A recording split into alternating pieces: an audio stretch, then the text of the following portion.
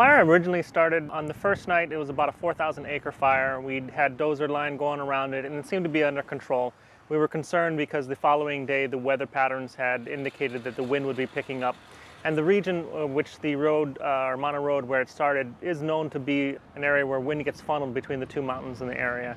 So from the start of the fire, within a few hours, we got notified of it by the county that it would be coming our way, potentially. And so we kind of went out ahead to scout and determine, where we thought it would come through and what kind of assets we could deploy before the fire got to us. When the fire kicked off on Friday afternoon, the fire department team here immediately launched to go to the line and put themselves into the overall incident command structure. And they prepared themselves to fight the fire throughout the multi-day fire, throughout the weekend. The following day, the dozer lines that had been put in the night before, as the wind started picking up into drastic levels, were jumped by the fire, and embers and other things had been whipped around and bypassed everything. And so by day two, the fire had expanded to about a 14,000 acre fire, and we realized we were rapidly losing the ability to manage and control it, at which time we started bringing in units from pretty much everywhere we could find them. So we got word that the fire had lost control in the evening time of Friday, so Friday night. So my wife and I, my daughter and son-in-law, we went up to, pray and watch and see what we could do, and watched as this fire was just out of control heading our way. So for the Hermana Road fire, we provided several ground-based trucks as well as air assets. We were able to call in assistance from Wahoo to augment the usual medevac crew that's here.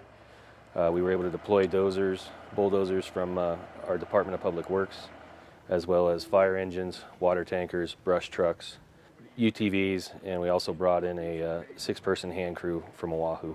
My commanders in Oahu, the commanding general of U.S. Army Hawaii, pushed as much support as he could, as quickly as he could. I called him on Friday afternoon and told him this fire is something that could potentially get out of control.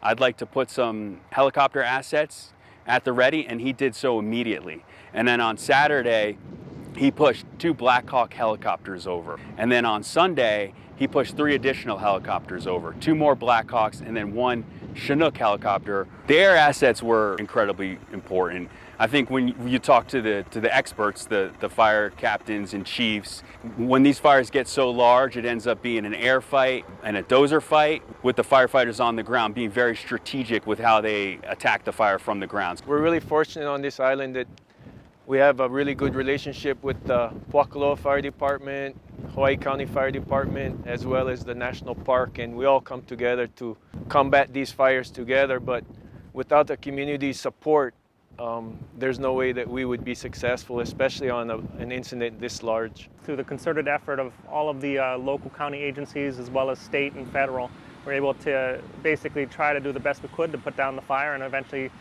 prevent as much damage as possible. In this time and age, it's hard to find those times where people can come together, and neighbors, friends, just good people out there that came together and helped save property and of course people's lives.